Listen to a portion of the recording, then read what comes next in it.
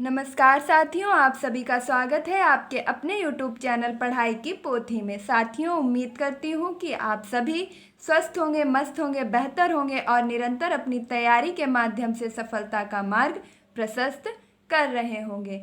तो आज मैं आप सभी के लिए संविधान की इस श्रृंखला में बहुत ही महत्वपूर्ण टॉपिक लेकर के आई हूँ, जो है मौलिक अधिकार।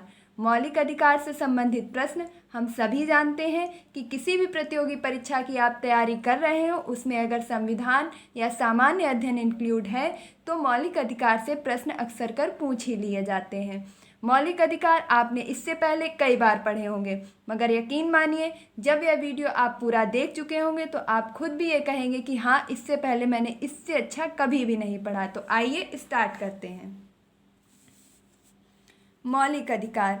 सबसे पहले तो मौलिक अधिकारों को पढ़ने के पहले ये जानना जरूरी है कि मौलिक अधिकार कहाँ से लिए गए हैं, इनका वर्णन किस अनुच्छेद में है, किस भाग में है, सर्वप्रथम इन्हें कहाँ से अपनाया गया, इनकी मांग किसने की, इन्हें संविधान में शामिल किस प्रकार किया गया, इत्यादि इत्यादि प्रश्न।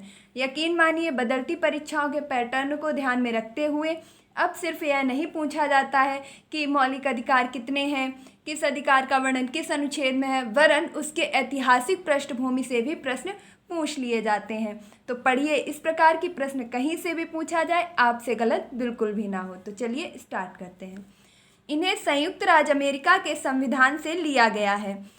यह संविधान के भाग 3 में वर्णित है, जिन्हें भारत का अधिकार पत्र के नाम से जाना जाता है। देखिए, यहाँ पर आपके 2 से 3 प्रश्न कंप्लीट हो रहे हैं। सबसे पहला प्रश्न है कि मौलिक अधिकार को कहाँ से लिया गया है। तो मौलिक अधिकार को संयुक्त राज्य अमेरिका के संविधान से लिया गया है। जैसा कि हम सभी जानते हैं कि हमारे संविधान में अत्यधिक चीज़ें विदेशी स्रोतों से बात करूं अन्य देशों के संविधान से ली गई हैं, उसी प्रकार मौलिक अधिकार भी हमारे जो है संयुक्त राज्य अमेरिका के संविधान से लिए गए हैं। बात की जाए कि इनका वर्णन संविधान के किस भाग में है, तो मौलिक अधिकार का वर्णन संविधान के भाग 3 में है, जिन्हें भारत का अधिकार पत्र के नाम से भी जाना जाता है। देखिए, यह प्रश्न जितना ही सरल और आसान लग रहा है, यकीन मानिए यह उतना ही कठिन हो जाएगा जब आपसे ऑप्शन इंक्लूड करके पूछा जाएगा कि भारत का अधिकार पत्र निम्न में से किसे कहा जाता है। नीति निर्देशक तत्व, मौलिक कर्तव्य, मौलिक अधिकार, या संविधान का भाग 4, भाग 3, भाग 2, इस प्रकार से भी आपसे ऑप्शन पूछे जा सकते हैं। तो भारत का अधिकार पत्र के नाम से मौलिक अधिकार यानी कि भाग 3 को जाना जाता है। चलिए देखते हैं अपना अगला प्रश्न। अगला प्रश्न है, मूल अधिकार का सर्वप्रथम विकास 1215 ईस्वी में मैग्ना कार्टा पर हस्ताक्षर करके ब्रिटेन के सम्राट जॉन ने किया। देखिए, बहुत ही आसान भाषा में समझ लीजिए कि मूल अधिकार का सर्वप्रथम विकास कहाँ पर हुआ। मूल अधिकार जैसे शब्द, मूल अधिकार जैसे कार्य, मूल अधिकार जैसा जो अधिकार है, इन सब चीज़ों का वर्णन सर्वप्रथम कहाँ किया गया, कहाँ से ये चीज़ विकसित हुई। तो सर्वप्रथम 1215 ईस्वी में जो एक ब्रिटेन के सम्राट जॉन थे, उन्होंने बात की जाए एक अनुबंध पत्र पर हस्ताक्षर किए, जिसे कि मैग्ना कार्ट के नाम से जाना गया। तो इस मैग्ना कार्ट को मूल अधिकार का मैग्ना कार्ट कहा गया। अब यह किससे संबंधित था, तो ब्रिटेन के जो भी लोग थे उनका यह मानना था कि उनकी जो भी सांस्कृतिक धरोहर है, जो भी उनके सामाजिक कार्य हैं, इन सब चीज़ों को करने के लिए उन्हें पूर्ण रूप से स्वतंत्रता प्रदान की जाए, जिसके लिए उन्होंने राजा से कहा कि आप एक प्रकार का मैग्ना कार्टा कहा जाए मूल अधिकार मैग्ना कार्टा पारित कीजिए, हस्ताक्षरित कीजिए, जिसके आधार पर प्रत्येक व्यक्ति को उसके कुछ अधिकार आसानी से प्राप्त हो सकें। तो इस चीज़ की जो शुरुआत है मूल अधिकार की, यह 1215 ईस्वी में सम्राट जॉन ने मैग्ना कार्टा पर हस्ताक्षर करके किया था। अगला प्रश्न है आपका, भारत में मौलिक अधिकार की मांग सर्वप्रथम किसने की। देखिए, बहुत ही इत्मीनान से और ध्यान से समझिएगा। यह वह सभी प्रश्न हैं जो सिर्फ आपकी, अगर मैं बात करूं तो लेखपाल, TET, super TET, UP police, Delhi police, इस प्रकार की ही परीक्षाओं में नहीं, वरन आप किसी बड़े एग्जाम की भी तैयारी कर रहे हैं तो भी यहीं से प्रश्न पूछे जाते हैं। देखिए, टॉपिक अगर एक है तो प्रश्न उसी से पूछे जाएंगे, अन्यथा वो कहीं से नहीं पूछ सकते हैं। बस ज़रूरत होती है उस टॉपिक को गहनता से पढ़ने की। तो आप ध्यान से समझेंगे। भारत में मौलिक अधिकारों की मांग सर्वप्रथम कहाँ की गई? तो सबसे पहले तो भारत में मौलिक अधिकारों की मांग 1895 ईस्वी के संविधान विधेयक में की गई। तो सबसे पहले मौलिक अधिकारों की मांग भारत में 1895 का जो संविधान विधेयक आया उसमें की गई। इसके बाद नेक्स्ट आपके 1925 में एनी बेसेंट ने कॉमनवेल्थ नामक जो उनकी एक पत्रिका थी, कॉमनवेल्थ ऑफ इंडिया, उसमें एनी बेसेंट के द्वारा यह जो है कहा गया, उस पत्रिका में यह मांग की गई कि भारत के लोगों को मौलिक अधिकार प्रदान किए जाएं, मौलिक अधिकार संविधान में शामिल किए जाएं।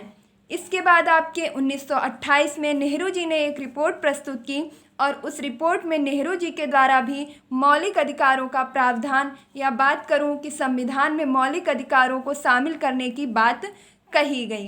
तो देखिए, यह चीज़ें इतनी आसान नहीं है, थोड़ी सी टिपिकल लग सकती हैं, लेकिन यकीन मानिए जब 2 से 3 बार आप चीज़ों को रिवाइज करेंगे तो आपको भी उतनी ही आसान लगने लगेंगी। और परीक्षाओं के पैटर्न को ध्यान में रखते हुए ये सभी पॉइंट्स आपके लिए बहुत ही ज़्यादा इम्पॉर्टेंट हो जाते हैं।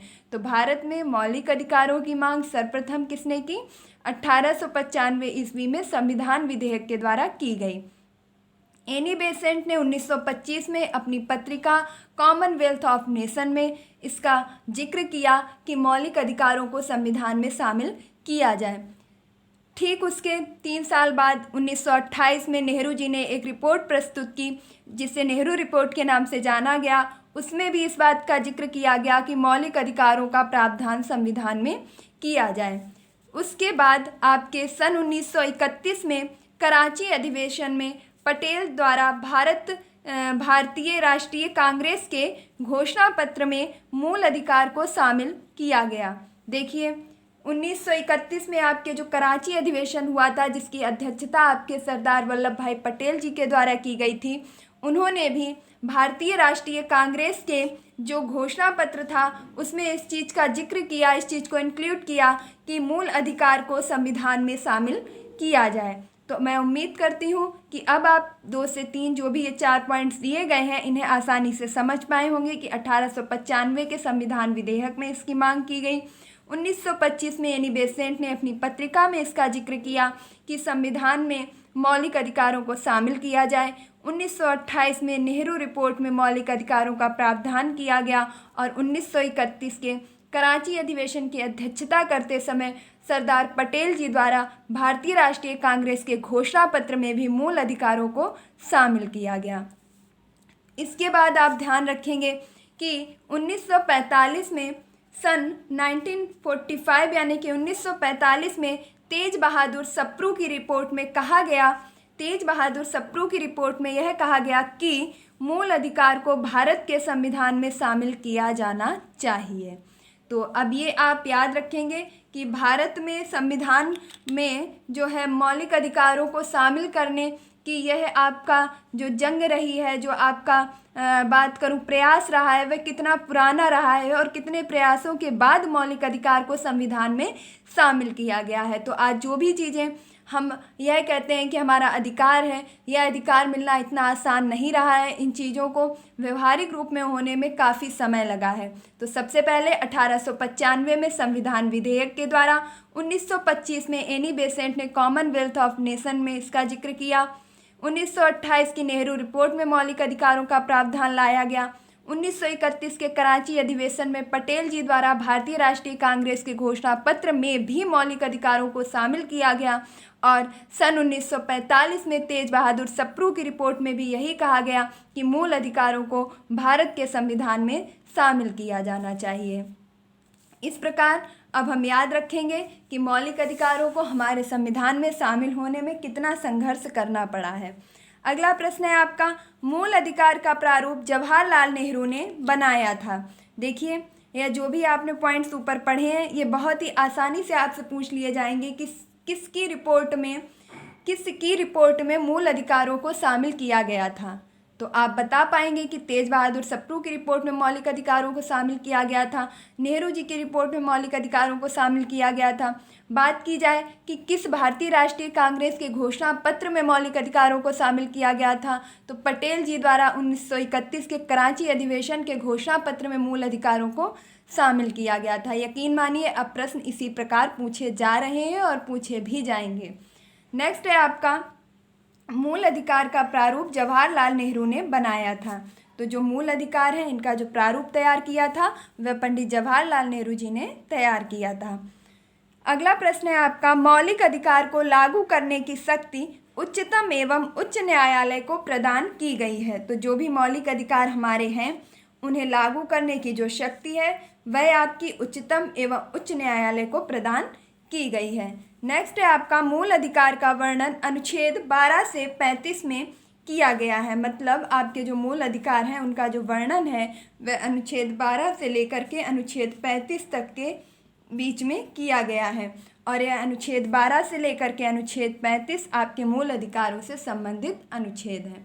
तो उम्मीद करती हूँ कि अब जो मौलिक अधिकार का प्रारूप है, ढांचा है, किस प्रकार बने हैं और किस प्रकार इनकी मांग की गई है किसके किसके द्वारा, ये सारी चीज़ें आप अब तक समझ चुके होंगे। देखिए सिर्फ 10 मिनट एक्स्ट्रा लगा है, लेकिन आप उन फैक्ट्स को जान चुके हैं जिन्हें अक्सर कर छोड़ दिया जाता है और इन्हीं से आपके प्रश्न बन जाया करते हैं। तो चलिए अब सीधे चलते हैं अपने मौलिक अधिकार किस किस अनुच्छेद में किस अधिकार का वर्णन किया गया है।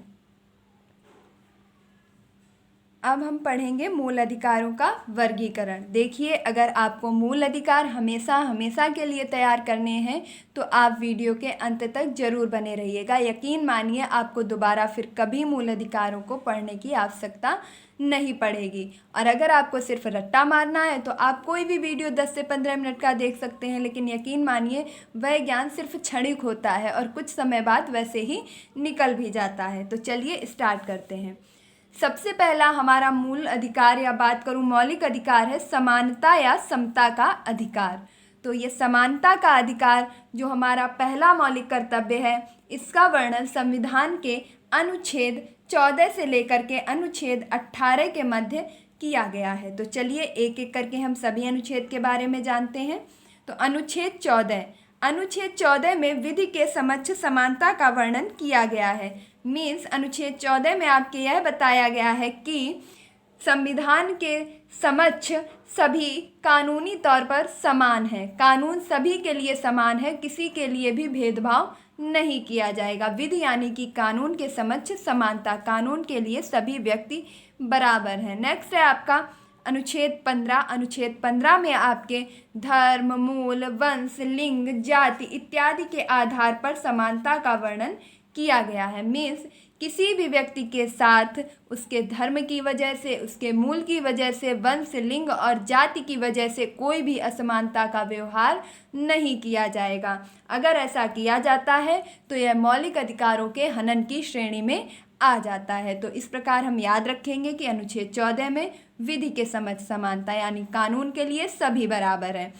नेक्स्ट है आपका अनुच्छेद 15 धर्म, मूल, जाति, लिंग, वंश के आधार पर समानता। किसी के भी साथ इस किसी भी प्रकार के जो बात करूं शब्दों को लेकर के किसी भी प्रकार की असमानता नहीं की जाएगी। अगला है आपका अनुच्छेद 16 और अनुच्छेद 16 में आपके लोक नियोजन और अवसर की समानता का वर्णन किया गया है। बात करूं लोक नियोजन या आपके सरकारी नौकरियों में किसी भी प्रकार का भेदभाव नहीं किया जाएगा, सभी बराबर हैं। अगला है आपका देखिए अनुच्छेद 16 लोक नियोजन या अफसर की समानता। देखिए अगर कानूनी तौर पर या सरकारी तौर पर कोई भी अफसर है, कोई भी ऐसी जगह है, कोई भी ऐसा पद है तो उसके लिए सभी समान हैं, किसी से भी भेदभाव या किसी के भी लिए अलग से कुछ भी निर्धारित नहीं किया जाएगा। अगला है आपका अस्पृश्यता का अंत। तो अनुच्छेद 17 में आपके अस्पृश्यता का अंत यानी कि छुआछूत को खत्म करने की बात कही गई है। तो यह सभी हम सभी लोगों के मौलिक अधिकार हैं। देखिए अगर आप तैयारी कर रहे हैं तो यह आपके लिए मोस्ट इम्पॉर्टेंट होने वाला है, वरन आप नहीं भी तैयारी कर रहे हैं, आप नॉर्मल इंसान भी हैं जो जिनका तैयारी के क्षेत्र से कोई मतलब नहीं है, यकीन मानिए उनको भी अपने मौलिक अधिकार के बारे में पता होना चाहिए। सभी को ये पता होना चाहिए कि हमारे अधिकार क्या हैं। नेक्स्ट है आपका अनुच्छेद 18। अनुच्छेद 18 में उपाधियों का अंत, इसके बारे में वर्णन किया गया है। अब उपाधियों का अंत क्या है? तो उपाधियों का अंत से मतलब है कि देश का कोई भी व्यक्ति सेना और विद्या के अलावा, मीन्स अगर वह सेना से संबंधित किसी उपाधि को धारण करता है या विद्या से संबंधित किसी उपाधि को धारण करता है, तो इन दो कैटेगरी को छोड़ करके अन्य किसी भी उपाधियों को प्राप्त करने से पहले उसे भारत के राष्ट्रपति से अनुमति लेना आवश्यक है। बात की जाए कि भारत की राष्ट्रपति के बिना अनुमति के आप किसी भी विदेशी सम्मान को ग्रहण नहीं कर सकते हैं, परंतु इनके लिए दो कंडीशंस हैं, सेना और विद्या। अगर इनसे संबंधित कोई उपाधि है तो आप ग्रहण कर सकते हैं, वरन किसी भी उपाधि को आप राष्ट्रपति की अनुमति के बिना विदेशी उपाधि को प्राप्त नहीं कर सकते हैं। तो यह थे आपके अनुच्छेद, बात करूं 14 से 18 तक, समानता का अधिकार जो आपका पहला मौलिक अधिकार है। इसके अंतर्गत आपको 4 प्रकार की स्वतंत्रताएं, 5 प्रकार की स्वतंत्रताएं दी गई हैं। अनुच्छेद 14 में विधि के समक्ष समानता और 15 में धर्म, मूल, वंश, जाति, लिंग के आधार पर समानता, 16 में लोक नियोजन के संबंध में समानता और 17 में अस्पृश्यता यानी कि छुआछूत का अंत। आपके साथ कोई भी छुआछूत का भाव नहीं रख सकता है, अगर वह ऐसा करता है तो उसके खिलाफ कार्रवाई की जा सकती है। अनुच्छेद 18 में उपाधियों का अंत, यानी कि कोई भी आप विदेशी उपाधि भारत के राष्ट्रपति की अनुमति के बिना ग्रहण नहीं कर सकते हैं। तो अब तक हमने आपको बताया कि मौलिक अधिकार, पहला मौलिक अधिकार क्या है। अब हम चलते हैं अपने दूसरे मौलिक अधिकार यानी कि स्वतंत्रता का अधिकार। अब हम पढ़ेंगे कि मौलिक अधिकार में दूसरा जो अधिकार दिया गया है नागरिकों को, स्वतंत्रता का अधिकार, इसके अंतर्गत किस किस प्रकार की स्वतंत्रता प्रदान की गई है। तो इसके अंतर्गत आपके अनुच्छेद 19 से लेकर के अनुच्छेद 22 तक के बीच जो है स्वतंत्रता का वर्णन किया गया है। तो चलिए स्टार्ट करते हैं। सबसे पहले है अनुच्छेद 19। तो अनुच्छेद 19 में आपके वाक या अभिव्यक्ति की स्वतंत्रता, वाक यानी कि बोलने की, अभिव्यक्ति यानी कि विचारों को व्यक्त करने की स्वतंत्रता। तो सभी भारत के नागरिकों को बोलने की और विचारों को अभिव्यक्त करने की पूर्ण स्वतंत्रता है, ऐसा अनुच्छेद 19A में कहा गया है। अब चूंकि जो स्वतंत्रता है उसका वर्णन तो अनुच्छेद 19 से 22 तक किया गया है, वरन बात करूं कि अनुच्छेद 19 आपका कई पार्ट्स में डिवाइड किया गया है, जिसमें कुल 6 प्रकार की स्वतंत्रता प्रदान की गई है। तो सबसे पहली स्वतंत्रता है आपकी वाक या अभिव्यक्ति की स्वतंत्रता, यानी कि बोलने और विचारों को व्यक्त करने की स्वतंत्रता। फिर है आपके सम्मेलन की स्वतंत्रता, आप कहीं पर भी बिना हथियारों के सम्मेलन आयोजित कर सकते हैं शांतिपूर्वक। फिर है आपका तीसरा संघ की स्वतंत्रता, यानी कि आप किसी भी प्रकार का संघ बना सकते हैं जो कि देश के खिलाफ ना हो, राष्ट्रीयता के खिलाफ ना हो। आप किसी भी प्रकार का संघ शांति से बना सकते हैं। फिर है आपका संचरण। संचरण का बात करूं तो कहीं पर भी आने जाने और घूमने की स्वतंत्रता, आप भारत के किसी भी क्षेत्र में जा सकते हैं, घूम सकते हैं और कुछ भी खरीद सकते हैं, रह सकते हैं। तो इस प्रकार की स्वतंत्रता आपके अनुच्छेद 19D में प्रदान की गई है। बात की जाए अनुच्छेद 19E में निवास करने की स्वतंत्रता, मतलब आप भारत के किसी भी भाग में जाकर के निवास प्राप्त कर सकते हैं, रह सकते हैं, वरन आपको बस भारत का नागरिक होना आवश्यक है।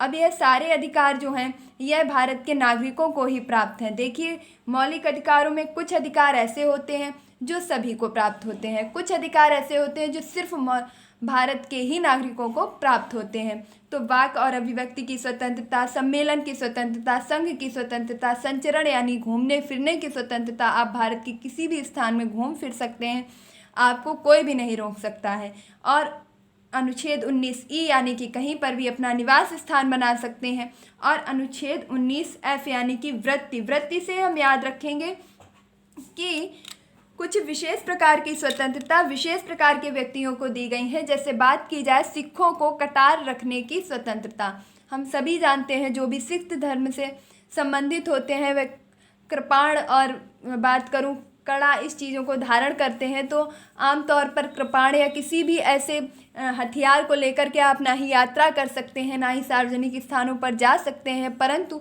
इसमें एक चीज़ याद रखिएगा कि जो सिख हैं इनको संवैधानिक तौर पर यह मान्यता प्रदान की गई है कि वो कृपाण को अपने साथ, यानी कि तलवार या चाकू को जो भी वह रखते हैं उसको अपने साथ रख सकते हैं। इन्हें किसी भी प्रकार से रोका नहीं जा सकता है। अगला है आपका अनुच्छेद 20। देखिए, हो सकता है कि थोड़ा स्पीड में पढ़ा रही हूँ तो आप अपने हिसाब से कम या ज़्यादा कर लीजिए, लेकिन यकीन मानिए इसलिए बात करूँ तो टॉपिक्स बहुत ज़्यादा हैं, तो कोशिश कर रही हूँ कि सारा एक ही बार में बता दूँ। 2 पार्ट्स में आने से चीज़ें काफ़ी डिस्टर्ब हो जाती हैं। तो अनुच्छेद 20 के बारे में हम पढ़ेंगे। यह भी हमारा स्वतंत्रता से ही संबंधित अनुच्छेद है। इसमें कहा गया है अपराध के लिए दोष सिद्धि के संबंध में संरक्षण। मतलब जो व्यक्ति कोई भी अपराध करता है, जो कोई भी ऐसा दंड करता है, उसके लिए भी कुछ संरक्षण और अधिकार हैं। देखिए, कोई भी व्यक्ति अगर दोषी है तो इसका मतलब यह नहीं है कि उसके कोई भी अधिकार नहीं है, उसके भी कुछ अधिकार हैं। तो दोष सिद्धि के संबंध में संरक्षण, अब उसके कौन कौन से अधिकार हैं? तो कोई भी व्यक्ति है जो अपराध करता है तो एक व्यक्ति को एक अपराध हेतु एक ही बार सजा, मतलब अगर कोई भी व्यक्ति एक बार कोई अपराध कर देता है तो उसे सज़ा भी एक ही बार दी जाएगी। ऐसा नहीं है कि अपराध एक बार हुआ है और आप उसके बदले में कई बार सज़ा का प्रावधान किए जा रहे हैं। तो संविधान में ऐसा उल्लेख किया गया है अनुच्छेद 20 में कि किसी भी व्यक्ति के दोषी होने पर उसके एक दोष के लिए सिर्फ एक ही बार सज़ा दी जाएगी। फिर आपके अपराध के समय जो कानून है उसके तहत सजा देना पहले या बाद के कानून से नहीं।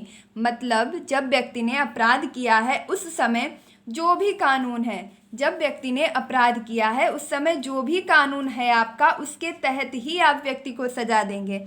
ऐसा नहीं है कि जब उसने अपराध किया है उस समय जो कानून था, अब जब तक उसको सज़ा बोली गई है कोर्ट के द्वारा तब तक कानून बदला जा चुका है तो अब आप उसे सज़ा इस हिसाब से देंगे, तो ऐसा नहीं है।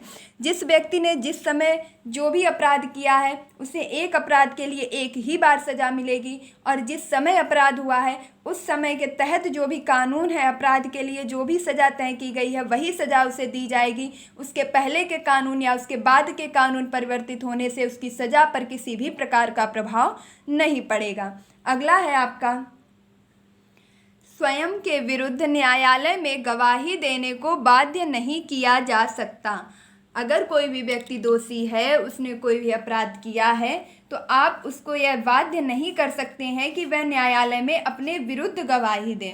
तो अपने विरुद्ध या स्वयं के विरुद्ध बात करूं, न्यायालय में गवाही देने को किसी भी प्रकार से दोषी को बाध्य नहीं किया जा सकता है। तो यह कुछ मुख्य स्वतंत्रताएं हैं जो किसी दोषी को, अपराधी को भी भारत के संविधान में प्रावधान में बात करूं, भारत के संविधान में आपके प्राप्त कराई गई हैं। तो पहला हमारा जो मौलिक अधिकार था वह था समानता या समता का अधिकार, जिसके अंतर्गत अनुच्छेद 14 से 18 तक समानता का वर्णन किया गया था। दूसरा हमारा मौलिक अधिकार था स्वतंत्रता का अधिकार, जिसमें हमने अनुच्छेद 19, 20 को पढ़ा। तो 19 में हमने 6 प्रकार की स्वतंत्रताएं पढ़ी, जैसे बोलने की स्वतंत्रता, सम्मेलन की स्वतंत्रता, संघ की स्वतंत्रता, संचरण की स्वतंत्रता, निवास की स्वतंत्रता और वृत्ति की स्वतंत्रता। फिर हमने अनुच्छेद 20 यानी कि दोष सिद्धि के संबंध में संरक्षण की बात की। इसमें हमने 3 प्रकार की स्वतंत्रताएं पढ़ी कि किसी भी व्यक्ति को एक अपराध के लिए एक ही बार सजा देना, सजा जिस समय जो कानून है उसी के अनुसार देना। बात की जाए स्वयं के विरुद्ध न्यायालय में गवाही देने को बाध्य नहीं किया जा सकता है। अब हम पढ़ेंगे अपना अगला अनुच्छेद यानी कि स्वतंत्रता का अनुच्छेद 21। तो अनुच्छेद 21 में आपके प्राण एवं दैहिक स्वतंत्रता का वर्णन किया गया है। तो प्राण एवं दैहिक स्वतंत्रता का वर्णन किसमें किया गया है? अनुच्छेद 21 में किया गया है। इसमें यह कहा गया है कि सभी व्यक्तियों को स्वच्छ वायु, स्वच्छ जल जो है मुहैया कराया जाएगा। इसके बाद सभी लोगों को अच्छे से जीने की स्वतंत्रता है। यहीं पर अगर मैं आपसे बात करूं कि जब भी देश में आपातकालीन स्थिति उत्पन्न होती है तो राष्ट्रपति के द्वारा कई ऐसे मौलिक अधिकार हैं जिन्हें निलंबित कर दिया जाता है, और यह अधिकार आपका संसद के पास होता है। राष्ट्रपति की सहमति और संसद मिल करके इन कुछ अधिकारों को निलंबित कर देती है। परंतु जो 2 अधिकार ऐसे हैं जिन्हें किसी भी दशा में बात करूँ निलंबित नहीं किया जा सकता, चाहे देश में आपातकालीन स्थिति हो या किसी भी प्रकार की स्थिति लगी हो, लेकिन 2 मौलिक अधिकार ऐसे हैं जिन्हें कभी भी निलंबित नहीं किया जा सकता, और वह मौलिक अधिकार हैं आपके अनुच्छेद 20 और 21। इस चीज़ को आप याद रखेंगे, मैंने लिखा नहीं है। आप अगर नोट्स लेकर के बैठे हैं तो प्लीज़ इसे ज़रूर लिखिएगा। यह प्रश्न आपसे कई बार पूछा जा चुका है कि ऐसे कौन से अनुच्छेद हैं, ऐसे कौन से मौलिक अधिकार हैं जिन्हें किसी भी स्थिति में निलंबित नहीं किया जा सकता है। तो अनुच्छेद 20 यानी कि दोष सिद्धि के संदर्भ में संरक्षण, और अनुच्छेद 21 प्राण एवं दैहिक स्वतंत्रता। अगला है आपका अनुच्छेद 21A। तो अनुच्छेद 21 में आपके एक संविधान संशोधन करके अनुच्छेद 21A जोड़ दिया गया है, जिसमें आपके 6 से 14 वर्ष के बच्चों को निःशुल्क एवं अनिवार्य शिक्षा का प्रावधान किया गया है। और यह संविधान संशोधन आपका कौन सा है? तो 86वां संविधान संशोधन 2002 के द्वारा आपके अनुच्छेद 21 मौलिक अधिकार में संशोधन करके अनुच्छेद 21A जोड़ा गया, जिसमें 6 से 14 वर्ष के बच्चों को निःशुल्क एवं अनिवार्य शिक्षा का प्रावधान किया गया। अगला प्रश्न है आपका अनुच्छेद 22। तो अगला आपका जो अनुच्छेद 22 है, इसमें कुछ दशाओं में गिरफ्तारी और निरोध में संरक्षण। अब यह क्या बता रहा है कि जब हम गिरफ्तार हो गए हैं, अभी तो हमने कोई अपराध किया, अनुच्छेद 20 में हमने कोई भी अगर अपराध किया है तो उसके संबंध में हमें क्या क्या सुविधाएं प्राप्त हैं संविधान के तौर पे, संविधान से हमें क्या क्या संरक्षण मिल सकता है। अब हम बात कर रहे हैं अनुच्छेद 22 की, कि कुछ दशाओं में गिरफ्तारी और निरोध में संरक्षण की। अगर अपराध होने के बाद हम गिरफ्तार कर लिए गए हैं तो उसके तहत हमारे ऐसे कौन से अधिकार होते हैं जिनका प्रयोग हम कर सकते हैं। तो देखिए अनुच्छेद 22 यानी कि कुछ दशाओं में गिरफ्तारी निरोध हमें यह बताता है कि यदि मनमाने ढंग से गिरफ्तार कर लिया गया हो तो हमें स्वतंत्रताएं प्राप्त होती हैं। कौन कौन सी स्वतंत्रताएं प्राप्त होती हैं? तो इसके तहत हमें कुल 3 स्वतंत्रताएं प्राप्त की गई हैं। जैसे हिरासत में लेने का कारण, आपने हमें क्यों हिरासत में लिया है यह कारण आपको बताना पड़ेगा, यह व्यक्ति का मौलिक अधिकार है। अगला है आने जाने का समय छोड़कर 24 घंटे के अंदर दंडाधिकारी के समक्ष प्रस्तुत करना। अगर आपने किसी को मनमाने ढंग से गिरफ्तार कर लिया है, कोई भी सबूत नहीं है, कोई भी गवाह नहीं है, तो आपको सबसे पहले तो उसे यह बताना होगा कि आपने उसे किस कारण गिरफ्तार किया है। दूसरा, आने और जाने का समय छोड़ करके 24 घंटे के अंदर अंदर उसे अधिकारी के समक्ष प्रस्तुत करना होगा। ऐसा नहीं है कि आपने गिरफ्तार कर लिया है और आप उसे जब तक चाहें तब तक अंदर रख सकते हैं। अगला है अपने पसंद के वकील से सलाह लेने का अधिकार। किसी भी प्रकार से कानून उसे दंडित नहीं कर सकता है, बाध्य नहीं कर सकता है कि वह सलाह ना ले। व्यक्ति पूरी तरीके से स्वतंत्र होता है कि वह अपने पसंद के वकील से सलाह ले सके। तो कुछ दशाओं में गिरफ्तारी निरोध यानी कि अनुच्छेद 22 के तहत अगर आप कभी गिरफ्तार हो भी जाते हैं तो आपको ये पता होना चाहिए कि आपके पास 3 ऐसे अधिकार हैं जिनका आप उपयोग कर सकते हैं। हिरासत में जाने का कारण पूछना, 24 घंटे के अंदर अंदर अधिकारी के समक्ष प्रस्तुत करना और अपनी पसंद का वकील चुनना। इन सभी चीज़ों का वर्णन किसमें किया गया है? तो इन सभी चीज़ों का वर्णन मूल अधिकार के दूसरे अधिकार यानी कि स्वतंत्रता के अधिकार अनुच्छेद 22 में किया गया है।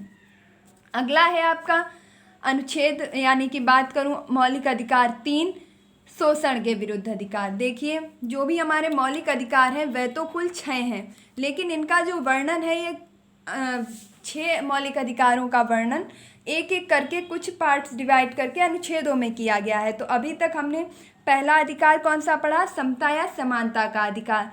किस अनुच्छेद में वर्णित है? तो अनुच्छेद 14 से 18 तक। फिर हमने पढ़ा स्वतंत्रता का अधिकार अनुच्छेद 19 से लेकर के 22 तक। अब हम पढ़ेंगे शोषण के विरुद्ध अधिकार यानी कि अपना अधिकार नंबर 3, शोषण के विरुद्ध अधिकार, जिसका वर्णन अनुच्छेद 23 से लेकर के अनुच्छेद 24 में किया गया है। देखिए यकीन मानिए, हो सकता है कि आपको लग रहा हो बहुत ही ज़्यादा विस्तृत है और टाइम लग रहा है, लेकिन यकीन मानिए एक बार पढ़ेंगे फिर नहीं पढ़ना पड़ेगा। अगर ऐसे थोड़ा थोड़ा ऊपर ऊपर पढ़ते रहेंगे तो कभी समझ में नहीं आएगा। अंत तक ज़रूर देखिएगा, आपको बहुत अच्छा लगेगा। देखने के बाद आपको लगेगा कि हाँ आपने पूरा टॉपिक तैयार कर लिया है। अगला है अनुच्छेद नंबर 23। तो अनुच्छेद 23 और 24 में शोषण के विरुद्ध अधिकार का वर्णन किया गया है। अनुच्छेद 23 में आपके मानव दुर्व्यापार बलात् श्रम प्रतिषेध यानी कि इसका वर्णन किया गया। मानव दुर्व्यापार बलात् श्रम प्रतिषेध यह चीज़ें क्या हैं, इनके बारे में भी जान लीजिए। किसी भी व्यक्ति को जबरन या बाध्य नहीं किया जा सकता है कि वह मजदूरी करे, किसी भी प्रकार का कार्य करे। किसी को भी दास बना करके, मजदूर बना करके कार्य जबरन नहीं करवाया जा सकता है। यह अनुच्छेद 23 में वर्णित है। इस प्रकार का जबरन कार्य करवाना एक दंडनीय कार्य है। और अगर यहीं पर एक चीज़ और याद रखेंगे, ज़रूरत पड़ने पर राष्ट्रीय सेवा के लिए बाध्य किया जा सकता है। देखिए, कोई भी व्यक्ति किसी भी व्यक्ति को जबरन कोई भी कार्य, मजदूरी या दास बना करके नहीं रख सकता है, क्योंकि काफ़ी समय पहले बंधुआ मजदूरी जैसी प्रथाएं प्रचलित थीं, जिन्हें समाप्त करके मौलिक अधिकार के अनुच्छेद 23 में यह बात वर्णित की गई कि अब किसी भी व्यक्ति को बंधुआ मजदूर नहीं बनाया जा सकता है, उससे जबरन काम नहीं करवाया जा सकता है। लेकिन अगर ऐसा भारत की किसी भी राष्ट्रीय स्थिति में, भारत को कभी भी ऐसा आपात स्थिति लगती है, राष्ट्र के ऊपर हमला होता है या युद्ध होता है, विश्व युद्ध होता है, तो इस प्रकार की स्थिति में ज़रूरत पड़ने पर राष्ट्रीय सेवा के लिए प्रत्येक व्यक्ति को बाध्य किया जा सकता है। नेक्स्ट है आपका अनुच्छेद 24। देखिए, मैं कोई भी चीज़ अगर आपको बताती हूँ तो मैं उसका अपवाद भी तुरंत बताती हूँ। ऐसा ही मैं ऊपर से लेकर के नीचे तक सभी अनुच्छेद में करती हुई जाऊँगी, जिससे आपको परीक्षा में किसी भी प्रकार की परेशानी ना हो।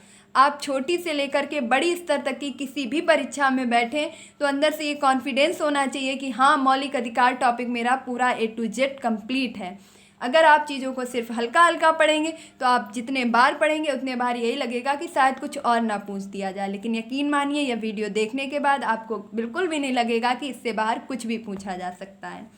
अगला है आपका अनुच्छेद 24। 14 वर्ष से कम आयु के बच्चों को कारखाने में कार्य करने पर रोक।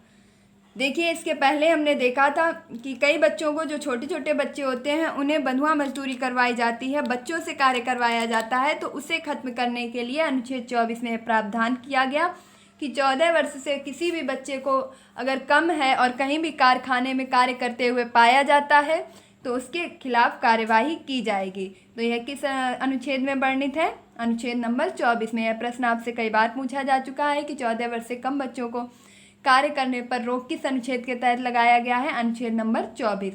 और यह कौन सा मौलिक अधिकार है? तो शोषण के विरुद्ध मौलिक अधिकार। नेक्स्ट है हमारा अगला मौलिक अधिकार नंबर 4, यानी कि धार्मिक स्वतंत्रता। देखिए, बहुत ही कम बचा है, वीडियो के अंत तक जरूर बने रहिएगा।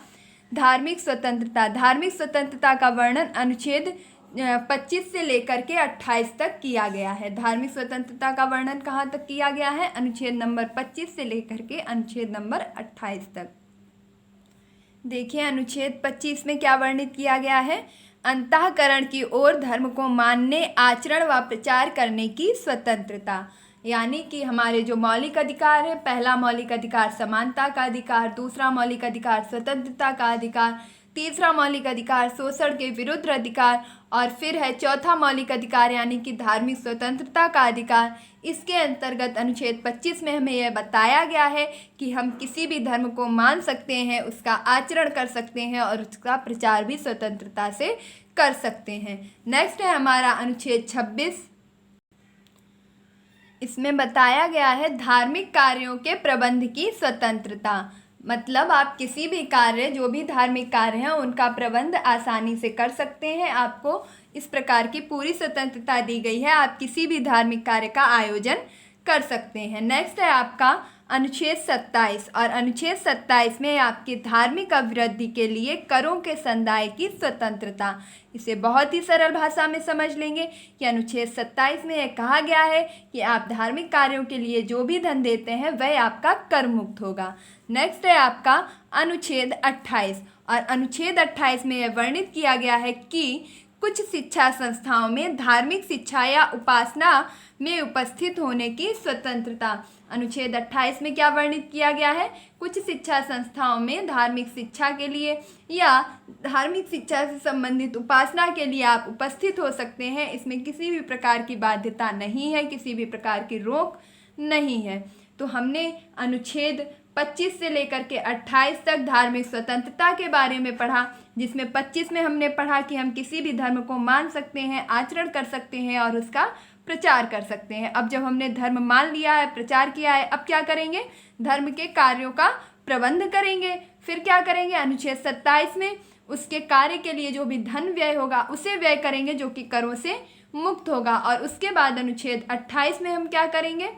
अब हमने जब धर्म मान लिया है, उसके कार्यों का प्रबंध कर लिया है, उसके लिए कर आयोजित कर लिया है, धन आयोजित कर लिया है, व्यय कर दिया है, अब हम उन संस्थाओं में धार्मिक शिक्षा प्राप्त कर सकते हैं या उपासना में उपस्थित हो सकते हैं, उपासना स्वतंत्रता से कर सकते हैं। तो यह था हमारा मौलिक अधिकार नंबर 4। अब हम पढ़ेंगे मौलिक अधिकार नंबर 5 के बारे में, जो हमारा संबंधित है संस्कृति एवं शिक्षा का अधिकार। तो मौलिक अधिकार नंबर 5, संस्कृति एवं शिक्षा का अधिकार, इसका वर्णन संविधान के अनुच्छेद 29 से लेकर के 30 के मध्य किया गया है। अब हम पढ़ेंगे अनुच्छेद 29 के बारे में। अनुच्छेद 29 में कहा गया है अल्पसंख्यकों के हितों का संरक्षण। जो भी अल्पसंख्यक हैं, देखिए अल्पसंख्यक से मतलब किसी सवर्ण या निम्न जाति से नहीं, बल्कि उस जाति से होता है, उस वर्ग से होता है जिसकी संख्या अन्य समुदाय या अन्य जातियों की संख्या में कम है। तो वो सभी समुदाय व सभी अल्पसंख्यक जिनकी संख्या अन्य समुदायों की अपेक्षा कम है, उनके हितों का, उनके कार्यों का, उनकी हर ज़रूरतों का सम्मान किया जाएगा, उनका संरक्षण किया जाएगा। उनकी संख्या कम है, इस वजह से उनके किसी भी अधिकार का हनन नहीं किया जाएगा, वरन उन्हें अन्य समुदाय, अन्य जातियों की भांति ही संरक्षण प्रदान किया जाएगा। यह प्रश्न अगर मैं कहूँ कि एक नहीं कई बार लगातार पूछा जा चुका है तो कोई अतिशयोक्ति नहीं होगी कि अल्पसंख्यकों के हितों का वर्णन है अनुच्छेद 29 में। किस मौलिक अधिकार में है? तो संस्कृति एवं शिक्षा के अधिकार में। अब चाहे वह भाषा हो, लिपि हो, संस्कृति हो, उनके सभी चीज़ों को संरक्षण प्रदान किया जाएगा। अगला है आपका अनुच्छेद नंबर 30। अनुच्छेद 30 में यह वर्णित किया गया है कि शिक्षा संस्थानों की स्थापना और प्रशासन करने का अल्पसंख्यक वर्गों का अधिकार। मतलब जो भी अल्पसंख्यक वर्ग हैं उन्हें यह पूरी स्वतंत्रता प्रदान की गई है कि वह अपने किसी भी प्रकार के शिक्षा संस्थान, जो भी उनके संबंधित शिक्षा संस्थान हैं, उनकी स्थापना कर सकते हैं, उनका प्रशासन कर सकते हैं। इसका अधिकार अल्पसंख्यक वर्गों को प्रदान किया गया है। किस अनुच्छेद में प्रदान किया गया है? तो अनुच्छेद नंबर 30 में प्रदान किया गया है। अगला है आपका अनुच्छेद नंबर 31। अब अनुच्छेद नंबर 31 में आपके वर्णित किया गया है। देखिए, अगर मैं बात करूं अनुच्छेद नंबर 29 से 30, ये आपके मोस्ट इम्पॉर्टेंट हैं और यह आपके लगातार पूछे भी जाते हैं। बट आपका जो अनुच्छेद नंबर 31 है उसे ज़्यादातर नहीं पूछा जाता है, लेकिन फिर भी प्रतियोगी परीक्षाओं के पैटर्न को ध्यान में रखते हुए हम हर चीज़ को पढ़ेंगे, किसी को भी नहीं छोड़ेंगे। तो 31 में आपके कहा गया है संपत्ति का अर्जन आदि के लिए कुछ निर्देशक तत्वों को प्रभावी करने वाली विधियां या विधिक अधिकार, यानी कि जो भी संपत्ति का, या बात करूं आपके संपत्तियों का, आपके जो अर्जन करना है, उन्हें इकट्ठा करना है, तो उन्हें किस प्रकार से अपने पास रखना है, उसके लिए क्या क्या कानून होंगे, क्या क्या निर्देश होंगे, इनकी सभी विधियों का वर्णन आपके अनुच्छेद नंबर 31 में किया गया है। ये सभी कानूनी विधियाँ आपकी कहाँ वर्णित है? अनुच्छेद नंबर 31 में। अब है हमारा लास्ट संवैधानिक अधिकार, यानी कि संवैधानिक अधिकार नंबर 6, संवैधानिक उपचारों का अधिकार। अब यह संवैधानिक उपचारों का अधिकार, इसका वर्णन किस अनुच्छेद में किया गया है? तो अनुच्छेद नंबर 32 में किया गया है। अब अनुच्छेद नंबर 32 में क्या बताया गया है कि मूल अधिकार को परिवर्तित करने के उपचार। अब हम मूल अधिकार को किस प्रकार से परिवर्तित कर सकते हैं, उसमें क्या क्या उपचार कर सकते हैं, क्या क्या बदलाव ला सकते हैं, उसे किस किस प्रकार से अपने अनुसार प्रयोग करेंगे, उसके क्या क्या प्रकार होंगे, इन चीज़ों के वर्णन में आपके अनुच्छेद नंबर 32 का नाम आता है। तो इसमें जो संसद है वह आपकी 5 प्रकार की रिट जारी करती है, जिसे बंदी प्रत्यक्षीकरण, निषेधाधिकार, परमादेश, उत्प्रेषण और अधिकार प्रेक्षा के नाम से जाना जाता है। देखिए, बंदी प्रत्यक्षीकरण मतलब सशरीर व्यक्ति को प्रस्तुत करना। देखिए, अगर मैं इन चीज़ों की डिटेलिंग में जाऊंगी तो काफ़ी टाइम लग जाएगा। अगर आपको इनसे संबंधित वीडियो डिटेल में चाहिए तो प्लीज़ कमेंट बॉक्स में बताइएगा, मैं ज़रूर प्रोवाइड करूंगी। अन्यथा आपके लिए मौलिक अधिकार से संबंधित इतना इनफ होगा कि अनुच्छेद नंबर 32 में मूल अधिकारों को परिवर्तित करने के उपचार वर्णित हैं और इसके आधार पर संसद 5 प्रकार के रिट जारी करती है: बंदी प्रत्यक्षीकरण, निषेधाधिकार, परमादेश और उत्प्रेषण अधिकार प्रेक्षा। नेक्स्ट है आपका, क्योंकि आपने पहले ही पढ़ा था अनुच्छेद 12 से लेकर 35 तक आपके मूल अधिकारों का वर्णन किया गया है, तो आपके मूल अधिकार यहीं तक पूछे जाते हैं। फिर भी हम एक बार फटाफट 1 से 2 मिनट में नीचे के भी बात करूं कि अनुच्छेद 35 तक भी नज़र डाल लेंगे। अनुच्छेद 33 में कहा गया है कि इस भाग में प्रदत्त अधिकार के परिवर्तन की शक्ति संसद में है। मतलब आपके संवैधानिक उपचार हैं, इसमें किसी भी प्रकार का जो परिवर्तन किया जाएगा वह आपके संसद के द्वारा ही किया जाएगा। अगला है आपका, सैन्य बल के तहत मौलिक अधिकार के हनन पर संसद कानून बनाकर क्षतिपूर्ति करेगी। यह वर्णन आपका अनुच्छेद नंबर 34 में किया गया है। इसके तहत अगर मैं बात करूं, जो भी आपके सैन्य बल हैं, मार्शल लॉ के तहत उनकी कुछ मौलिक अधिकार होते हैं जिन्हें निलंबित कर दिया जाता है। जैसे कि वह ना तो सभाएं बना सकते हैं, ना तो संगठन बना सकते हैं। जो हमें अनुच्छेद 19 में स्वतंत्रताएं प्रदान की गई थी वो सैन्य लोगों को प्रदान नहीं की जाती हैं जो सैन्य सेवा में होते हैं।